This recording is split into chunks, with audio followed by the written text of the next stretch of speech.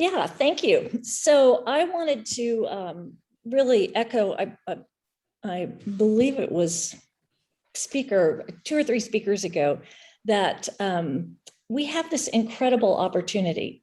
It's a very important time that we are developing our new general plan. And we have an incredible opportunity. And the 3 things that, and my comments go with the whole length of the river within Okay. this quadrant. And our opportunity is, it is essential to our climate resilience that we preserve and protect these wetlands in this riparian corridor.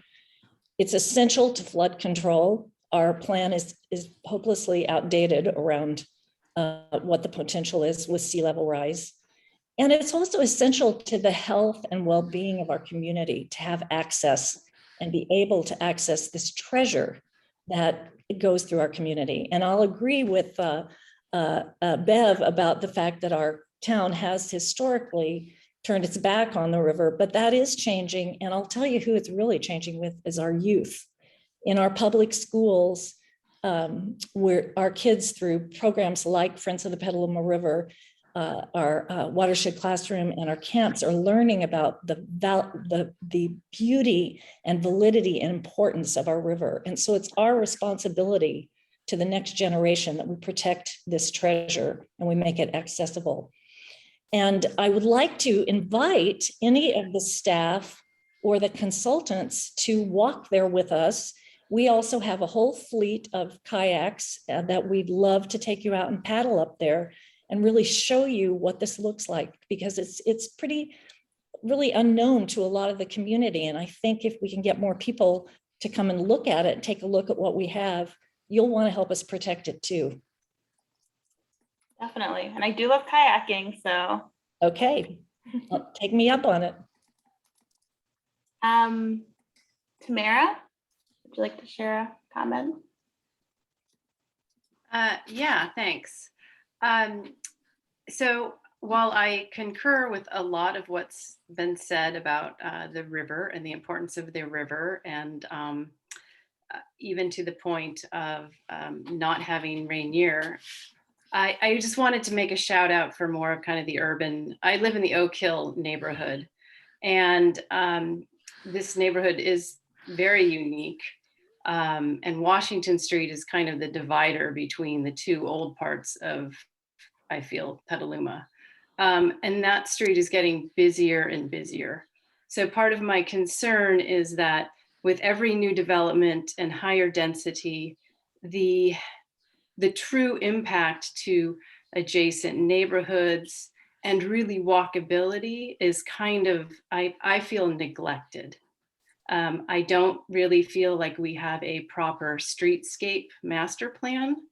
We get tidbits from developments, but not really in terms of how they impact. More specifically, like Washington Street's getting busier and busier. It's much harder to cross. We're getting more traffic immediately through our neighborhood at higher speeds because of the density of development.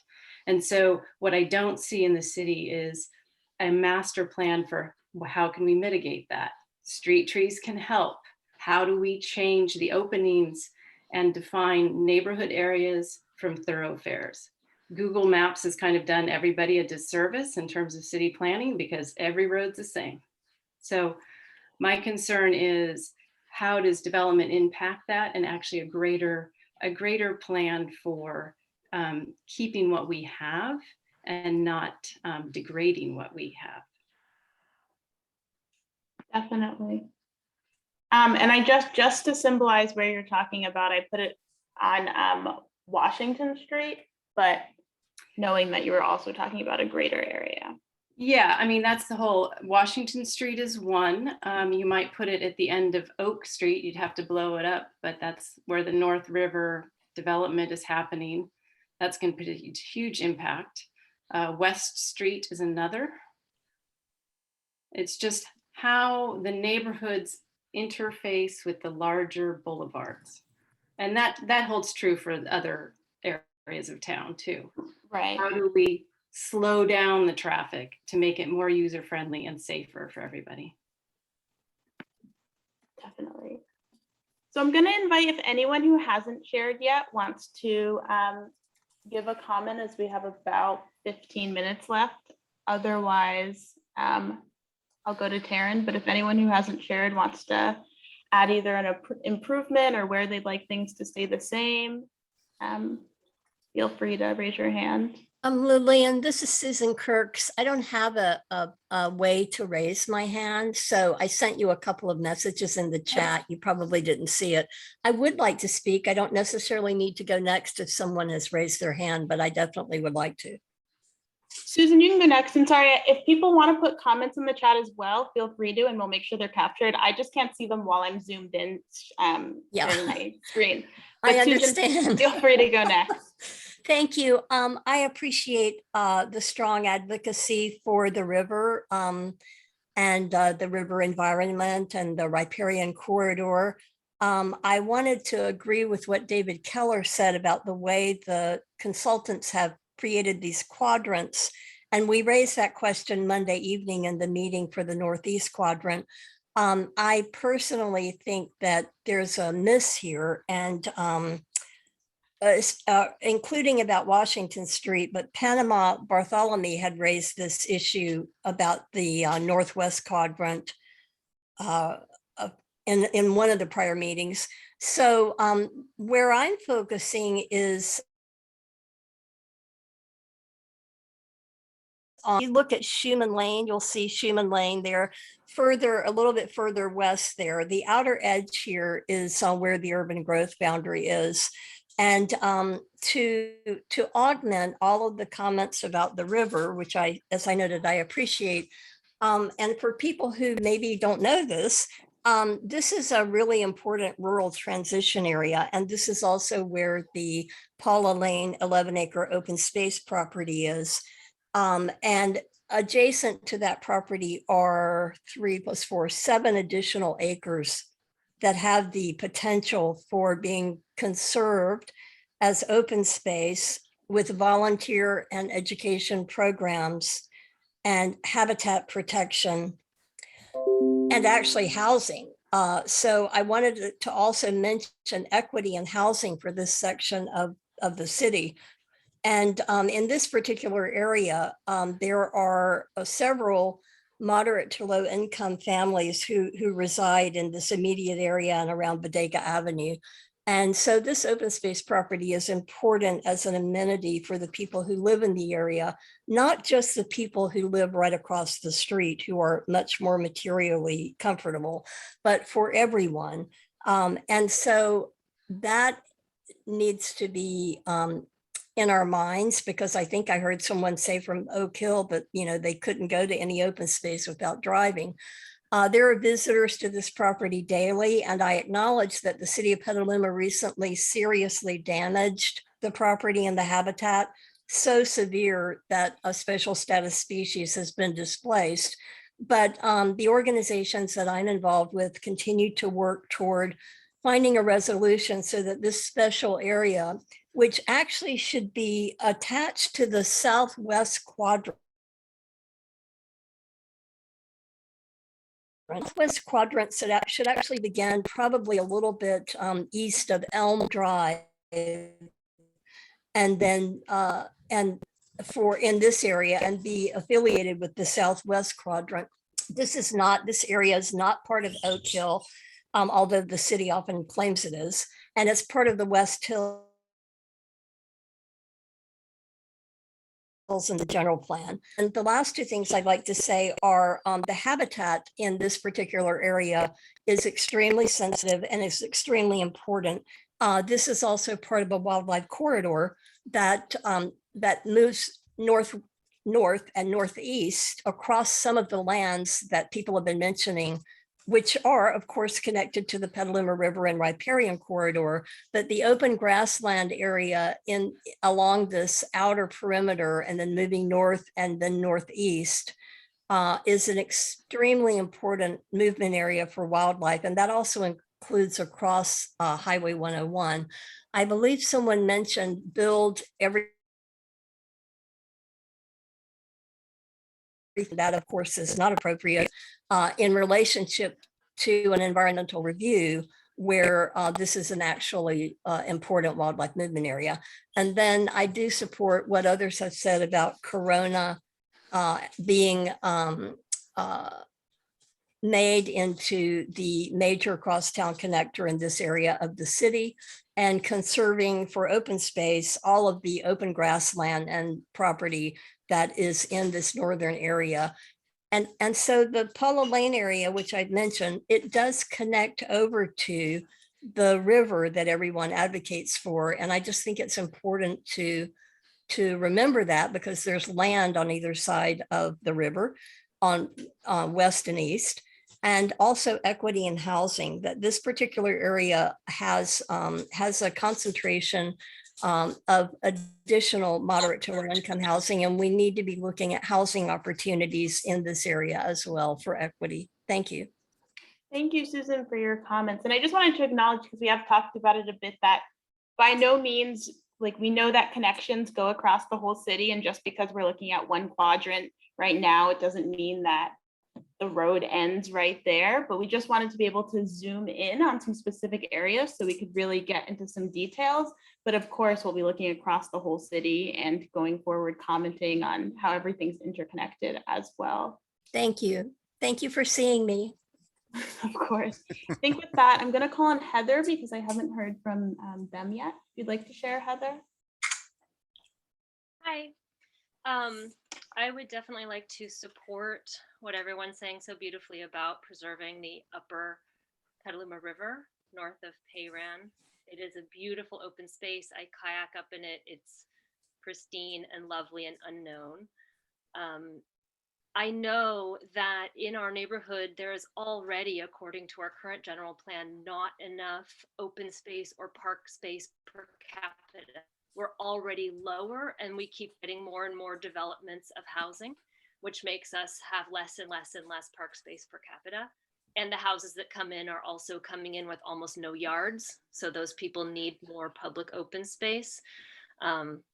So that really does need to happen. It sounds like it's already in the plan to have a walking path all the way along the river. And particularly, I want to put emphasis on trees and to preserve the existing native oak trees along the corridor. They need to be seen as a part of the infrastructure of the city, just like roads. They are part of how we cool our neighborhood down. They give us oxygen, they clean the air, they provide shade, they actually make it walkable, because Midtown is not very walkable because it is so hot, because there aren't enough mature trees in it, in the way that many other neighborhoods are very walkable, but it's actually much hotter in this part of the city because we don't have enough mature trees, and they get cut down and they don't get replaced. So that is the one main thing about keeping and preserving the trees. I also know that in our plan right now, we allow developers to pay for cutting down native trees, and there's no wording about the value of actually preserving them as they are, or not letting them get cut down and needing developers to work around and preserve the native trees that we have. And it takes 100, 200 years to grow back the trees that are there right now. So we need to preserve the ones that are there now and not plant new ones. So all the way up the whole corridor is covered in oak trees. And I'm also very concerned about the Rainier plan that would cut down many of those trees. Thank you. Thank you, Heather, for sharing that. We have about 4 more minutes in this room before we're going to do a share out, so everyone can hear what has been said across the other breakout rooms. I'm going to pan over to what we have, the notes, so we can see if there's any big maybe issues or themes that are missing, and also invite anyone that hasn't shared. And if I can read them out, but if anyone wants to volunteer when we do our share out to give kind of a summary of what we've talked about. So some of the themes that I'm seeing, we've talked about the river and maintaining open space, wildlife, and protection. We've talked about, I know, some traffic calming and safety issues. Someone gave a comment about limiting development on North Petaluma Boulevard, how Washington Street, how development interfaces with the entire neighborhood. Those You are know some of what? the- Pardon me, I'm going to interrupt because Yep, we've had Karen? so little time to comment. You know, there's more information people would like to share, and we do have our hands up. So I do remember what other people just said in the last 10 minutes. Okay, this is the Okay. gem of our city, and it floods, not just from the flood wall, but the water, the storm water percolates up from the storm drains, and we flood nearly every winter. But nobody is talking about that in the general plan. You need to focus on this river being the gem that needs to be preserved. No Rainier Crosstown connector. Stop keeping people living in terror from flooding. Thank you. Thank you for your comment. I think it is important that we just acknowledge everyone's comments that are here. And if you put them in the chat, we're going to save those as well. Just wanted to make sure that we all are on the same page about kind of what's already been said. Just because logistically we do have a limited amount of time to discuss.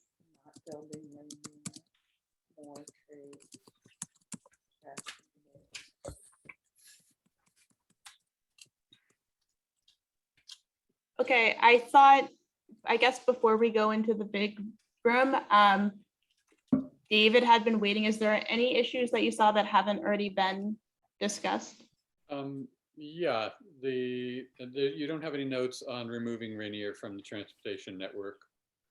And the implications for that, both for transportation as well as for the ecology and the setting of our river. And that's really important, and staff and planning consultants need to get that clear. And otherwise we're feeling like you don't live here and you don't understand the implications. It's really important to get that. And we're happy to discuss that in greater detail as this goes on. So please make sure that's in there. And that produces a whole host of building block ramifications for the future of our city once Rainier is removed from the mythic transportation plan. So please make sure it's there and not get sidelined. Okay. I have a comment on transportation. Yep, Janice. It's really important that the Corona overcrossing be put in the general plan because we have a federal stimulus package coming, and it was built in 1954. It's dangerous, and the amount of traffic that goes over this overcrossing from east to west is a huge amount of traffic. And I don't see anybody ever putting a flag where Corona is so people can actually see the interconnectivity. And also a flag needs to go up to Old Redwood Highway and above, because that's where all the water comes into our watershed. And so people need to understand it just doesn't come, it comes because of all these different tributaries. And all the tributaries should actually be shown so people can understand where the water is coming from when we flood. And So- Janice, critically, the terminus is at the new Corona station. So emphasize that with the consultant. Well, and exactly. I mean, you know, we have to interconnect everything. And the Corona station. You can't have two lanes going to a new, you know, public transit. Or having hundreds of trucks going up and down McDowell when they could be going, transportation is a real problem in this community. And I appreciate what David's saying, because we keep talking about Rainier, just so people understand, every development project that goes through City Hall, Rainier is the traffic mitigation. And it doesn't matter if it's in the south of town, the north of town, east or west of town. That is the only traffic mitigation that is used. And it's really a disservice to this community, and the council really needs to remove it from the general plan and have a true crosstown connector discussion. Thank you. Okay, and I think for our last comment, Heather, I see that you have your hand up. I already spoke. I'm going to put it down. Oh, okay. Janice, were you saying you'd like Lillian to add a post-it where the Corona overpass is? Yes. Okay, so Lillian, if you go up Skillman Lane and to where 101 crosses Skillman, which actually turns into Corona here. I don't know if you can see my, Yep. yeah. So there's that. Perfect. And then Janice, I think what you were talking about along the river here is taken care of with these two post-its. to Old Redwood Highway.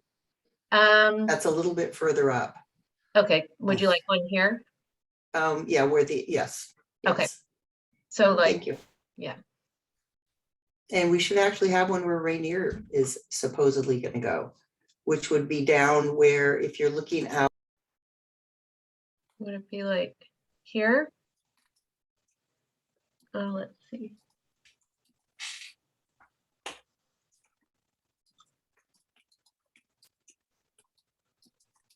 I think it's around here. I'm not clear where exactly it is.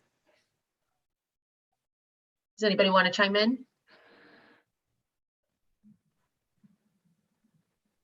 I If don't you know. could look at where, I don't know what all those flags are up in the Corona Reach. It's very okay, look at disconcerting. where East Madison Street is. And now look at the north end of Lucchese Park. And you see on McDowell, there's a creek going through there. And Yeah, Rainier is somewhere near there, near Yeah. between going east-west, or actually, yeah. One more second here. Sorry, it looks like folks are still trickling back in. All right. Maybe 5 more seconds here. I thought we had almost everyone back with us. Hi, all. Welcome back.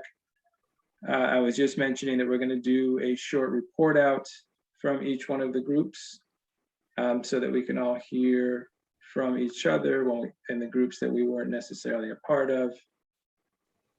Okay, I think we're all back. Let's see. I know each time I kind of put someone else on the spot, but Ron,